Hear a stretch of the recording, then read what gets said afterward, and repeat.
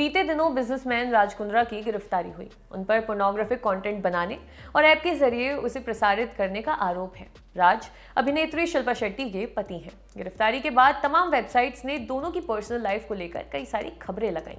दोनों की प्रेम कहानी, दोनों के बच्चे, शादी से पहले दोनों की जिंदगी और भी बहुत कुछ। इन सब के बारे में कुछ ना कुछ लिख दिया गया। इन सब के बीच एक खास तरह का कंटेंट हमें सब जगह देखने को मिला। शिल्पा की वजह से राज की पहली शादी टूटी। कई मीम्स और सोशल मीडिया पोस्ट्स में पढ़ने को मिला कि राज अपनी पहली पत्नी के साथ बहुत खुश थे, लेकिन शिल्पा ने आकर उनकी गृहस्थी बिगाड़ दी। शिल्पा के प्यार में राज ऐसे फंसे कि उन्होंने अपनी पहली पत्नी को तलाक दे दिया। कुछ वेबसाइट्स इससे एक कदम आगे बढ़ी, बॉलीवुड के मैरिज ब्रेकर्स पर लिस्टिकल बना दिया। हैरानी वाली बात यह है कि इन मैरिज ब्रेकर्स में कहीं पर भी किसी पुरुष का नाम नहीं था। जैसे मैं आपको कुछ एग्जाम्पल्स दे देती हूँ। जैसे कहा जाता है कि श्रीदेवी की वजह से बोनी कपूर और मोना शौरी की शादी टूटी। श्रीदेवी की वजह से बोनी ने अपने 2 बच्चों और अपनी बीमार पत्नी को छोड़ दिया। मैरिज ब्रेकर्स में किरण राव का नाम भी लिया जाता है। कहा जाता है कि लगान की शूटिंग के दौरान वो आमिर खान से मिली और उसके बाद आमिर ने अपनी पत्नी रीना दत्त को तलाक दे दिया। बीते दिनों जब आमिर और किरण ने अलग होने का ऐलान किया तो लोग फातिमा सना शेख को कोसने लगे। दावे किए जाने लगे कि फातिमा और आमिर रिलेशनशिप में है और उनकी वजह से ही किरण और आमिर अलग हो गए। स्मिता पाटिल को जिम्मेदार ठहराया जाता है राज बब्बर और नादिरा बब्बर के रिश्ते में दरार डालने के लिए। रेखा पर इल्जाम लगते हैं कि उनकी वजह से अमिताभ और जया बच्चन के रिश्तों में दिक्कतें आई थी। शादीशुदा मर्द पर आया था रवीना टंडन का दिल। इस तरह की हेडलाइन भी हमने देखी। पुलकित सम्राट और श्वेता के तलाक के लिए यामी गौतम को जिम्मेदार ठहराया गया। शबाना आजमी पर इल्जाम लगते हैं जावेद अख्तर और हनी ईरानी की शादी तोड़ने का।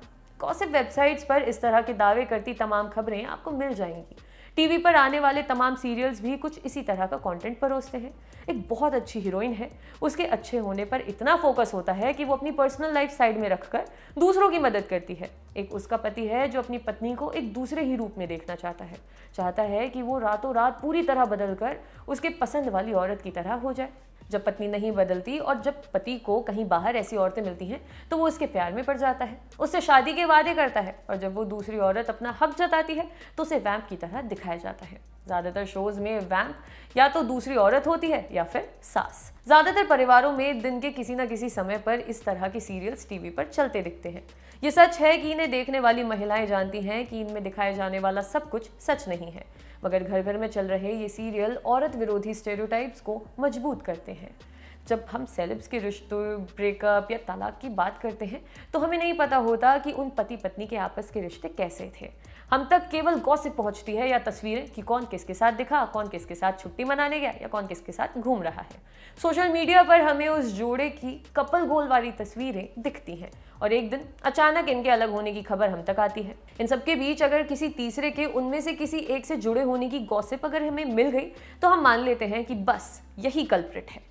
इस तरह के कंटेंट में एक बड़ी बात मिसिंग होती है, वो ये कि हर शादीशुदा जोड़े की अपनी एक इक्वेशन होती है, पॉजिटिव, नेगेटिव, न्यूट्रल जो भी है, पर होती है। और जब उनका रिश्ता टूटता है तो उनमें उन दोनों लोगों की सोच, उनकी मैच्योरिटी, उनके आपस की अंडरस्टैंडिंग, एक दूसरे पर भरोसा और एक दूसरे के लिए प्यार से सारी चीज़ें रोल प्ले करती हैं। इसके लिए किसी तीसरे को ब्लेम करना बेहद बचकाना है। 2 लोगों के बीच तब तक कोई तीसरा व्यक्ति नहीं आ सकता है जब तक दोनों में से कोई एक उसे ना लेकर आए। एक आदमी अपनी पत्नी को छोड़कर किसी तीसरे के पास जा रहा है, ये उन 3 लोगों की आपस की बात है। और अगर पर्सनल लाइफ के पब्लिक होने को सेलेब होने का साइड इफेक्ट बताया जाए तो भी सवाल तो उस पुरुष पर ही उठने चाहिए ना, जो जीवन में एक महिला के होते हुए दूसरी महिला के साथ अफेयर कर रहा है। हो सकता है कि अब आप हुस्न के जाल में फंसाने वाला तर्क लाएं, तो क्या पुरुष इतना बेवकूफ़ है कि हुस्न के आगे उसे अपना सही गलत समझ में नहीं आता? हमारे समाज में एक ऐसा सेटअप तैयार कर दिया गया है जिसमें कुछ भी हो जाए पुरुष के ऊपर जिम्मेदारी नहीं आती, उसे दोष नहीं दिया जाता। रेप किया, औरत ने छोटे कपड़े पहनकर रिझाया। डोमेस्टिक वायलेंस किया तो प्यार करता है, तुम्हारी ज़रूरतें पूरी करता है तो इतना नहीं कर सकता। दहेज मांगा तो तोहफे में अपनी बेटी को इतना तो देंगे ही। अब देखिए ना, मलाइका अरोरा और अरबाज खान ने अलग होने का फैसला किया तो सोशल मीडिया मलाइका को कोसने में जुट गया। कैसी औरत है, अर्जुन के लिए अरबाज को छोड़ दिया, टीनेज बेटे का ही ख्याल कर लेती, और भी न जाने क्या क्या। हमारे देश में दहेज नॉर्मलाइज्ड है। थोड़ा देकर अगर बेटी की शादी बच जाती है और वो खुश रहती है तो सही है। हमारे देश में डोमेस्टिक वायलेंस नॉर्मलाइज्ड है। मारता है तो क्या हुआ, प्यार भी तो करता है ना। लेकिन तलाक का नाम सुनते ही लोगों का दिमाग सुन्न हो जाता है। लोग संस्कारों और परंपरा की दुहाई देने लगते हैं कि भाई हमारे यहाँ तो ये सब नहीं चलता। व्हाट्सएप यूनिवर्सिटी से सर्टिफाइड स्टडी मटेरियल आ जाता है ये बताने के लिए कि कैसे तलाक हमारी संस्कृति को बर्बाद कर रहा है, जबकि ये ज़रूरी है कि तलाक को नॉर्मलाइज किया जाए।